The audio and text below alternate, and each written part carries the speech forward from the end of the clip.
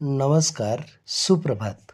संपत्ती आणि स्थिती एखाद्यास तात्पुरते महान बनवते, पण माणुसकी आणि नैतिकता माणसाला नेहमीच आदर्श बनवते.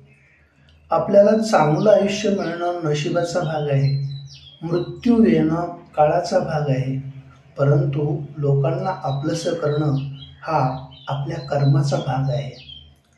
सुखाची देवाणघेवाण तर सारेच करतात, दुःखाची देवाणघेवाण जिथे केली जाते तिथेच मैत्री, स्नेह, आपुलकी व प्रेमाचे नाते असते. चांगल्या गोष्टी जपून ठेवण्याची चांगली सवय माणसाला असावी. मग त्यात आठवणी असतील, व्यक्ती असेल किंवा एखादं चांगलं स्वप्नही असेल.